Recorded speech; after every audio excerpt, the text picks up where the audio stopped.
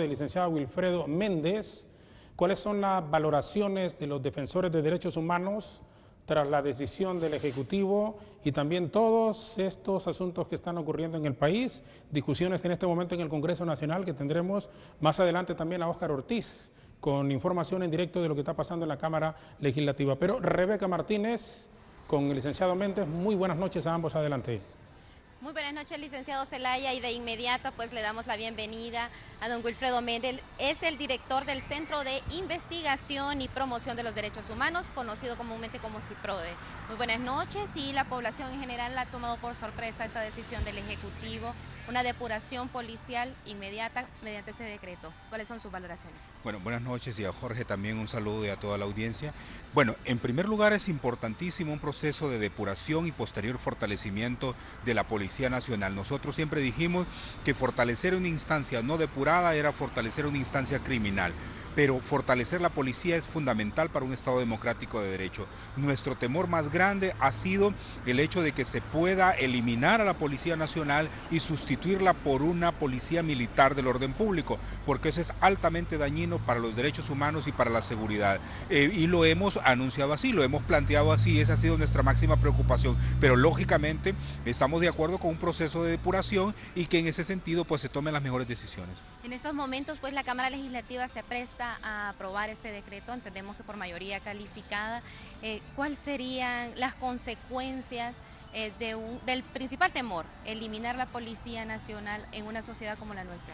Bueno, el principal temor de eliminar una policía es que sencillamente las violaciones de derechos humanos se pueden incrementar, y además lo que se estaría dando es un fortalecimiento de un poder militar que tuvo mucho poder político en los 80, después mucho poder económico, incluso de corrupción en los 90, y que han sido intocables. En ese sentido, pues corresponde a una Policía Nacional civil fortalecida hacer una investigación adecuada y oportuna.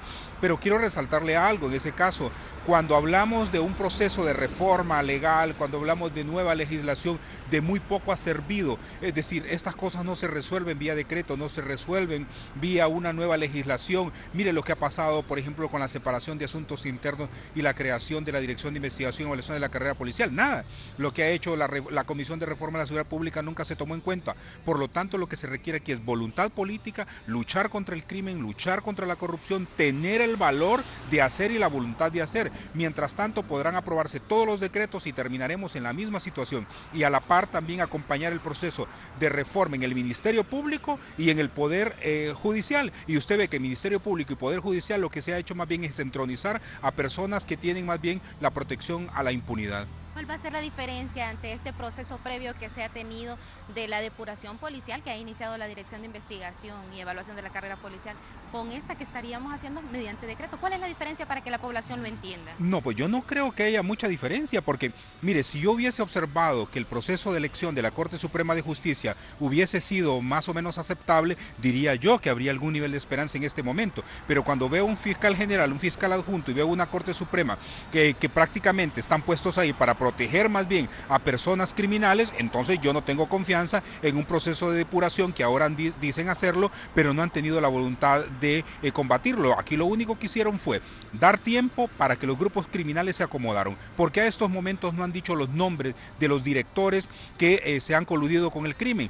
Todos los ministros que han estado al frente de la Secretaría de Seguridad son exmilitares, y no tenemos los nombres claros de las personas que han estado involucrados. Eso significa no hay voluntad. Por mucha reforma que se haga, por mucho escándalo que se haga, no vamos a tener el avance sustancial mientras no exista la voluntad de combatir el crimen y la violencia en el país. Ya para concluir, ¿cuál debe ser el accionar de los representantes del pueblo hoy en la Cámara Legislativa? Mire, lo ideal sería que por primera vez asumieran un compromiso extraordinario en función de los intereses de la población, y más allá de una legislación que en efecto pueda permitir tomar decisiones adecuadas y precisas, es el seguimiento a que las personas que nombren en estos procesos de depuración sean personas comprometidas con la seguridad, que sean personas con la valentía para tomar las decisiones que correspondan, y el acompañamiento del Estado para no dejarles solos.